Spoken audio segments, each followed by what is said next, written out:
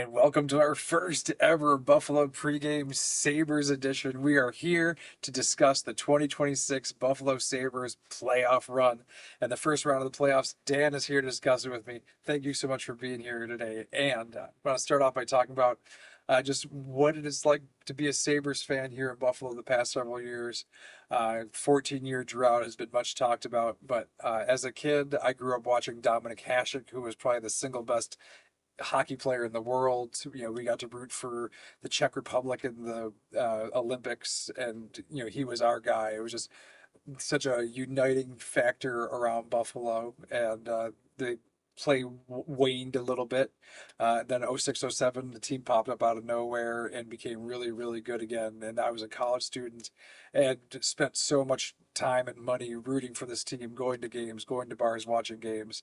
And then the drought happened. I had kids, I had a family, and life got very easy to distract me from Sabres fandom. And right back this season, I'm back in my sweet spot. Now, Dan, you're a bit younger than me, so what brings you to a Sabres fan before the team being good this year?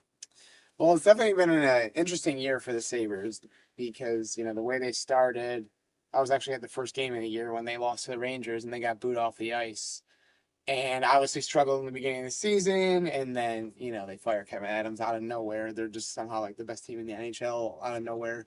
Same players, same coach and everything, and just now the switch flipped, I guess. But yeah, growing up, kind of like what you said, it was easy to like the Sabres because it was when I was 7, 8 years old. That was the 05, '06 team, and then the next year being the best team in the league.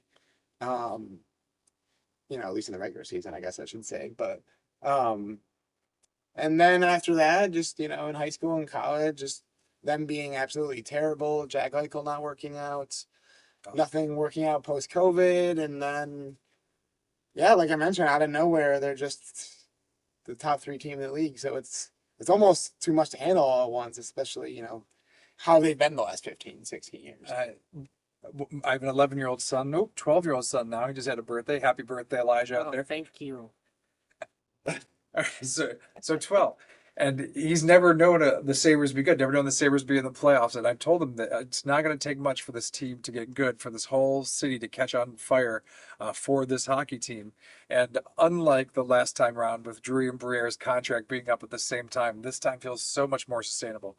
Our two best players, Tage Thompson and Rasmus Dahlin, are under contract going forward, and it doesn't seem like either one is interested in leaving Buffalo as fast as they can. Um, and so, but a hockey team is not just made up by the stars. We had a number of unexpected performances from players stepping up this year. Nate Benson's been my favorite to watch for all kinds of reasons, but gives me very strong like Barnaby vibes. Like if there's a scrap, he's always in there diving in head first. He might be the smallest guy on the ice, but he's always ready to get his nose in. He scores those ugly goals in front of the net, like whether he's just squeezing in the tight spaces. Every time he's on the ice, I just love keep my eyes on now number 6 because he changed it from 9-2 when Norris came in. Just a team player. I love seeing Benson. But is there been anyone on the team that you especially enjoyed watching this year?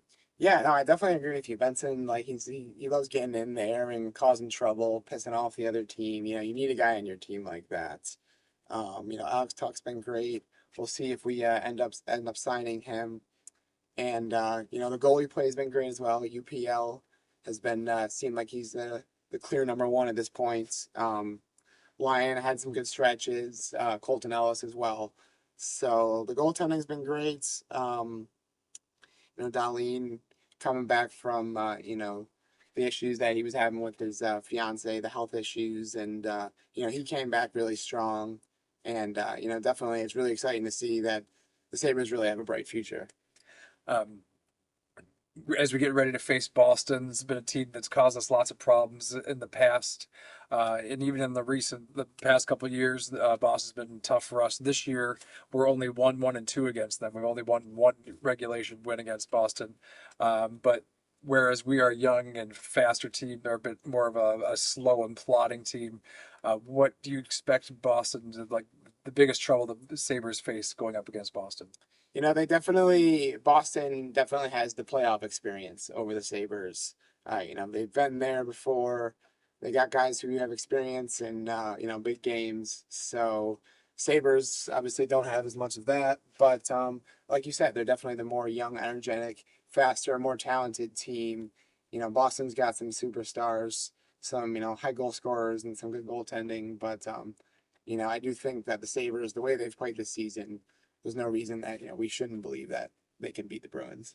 And I think in the inexperienced aisle sort of thing, but Lindy Ruff, not only is he experienced as a coach, but he has experience coaching a team that has inexperience in the playoffs. The 06-07 team was not a team that was expected to be that good, but he coached them up and got up to that spot. And here he is in his second season, his second time around, and getting a team that's not unexpected to be there before. So he said that he felt that he was too hard on players in the past, so perhaps he's learning lessons.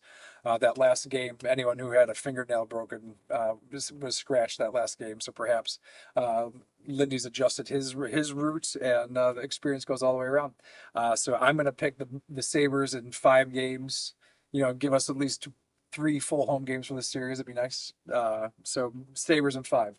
What's your prediction for this? Yeah, I'm definitely also, I'm going to go the Sabres as well. I'm going to say Sabres in 6 games.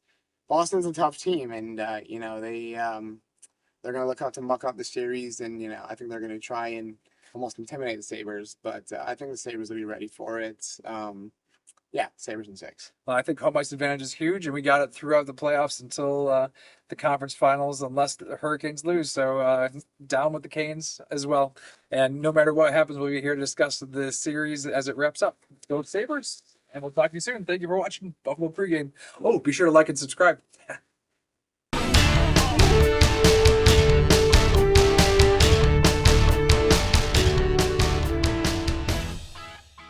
He's never known the Sabres be good his entire life, and I've told him that if the team gets good, this city is going to light on fire for the Sabres, and man, has that ever been the case.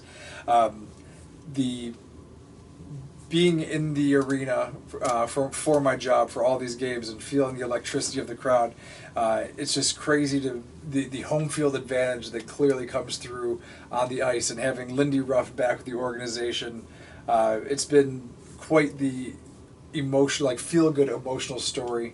Oh man, I need to pause. I need to better organize this. Can we pick up? Okay. Well, my son, who's now 9 years old.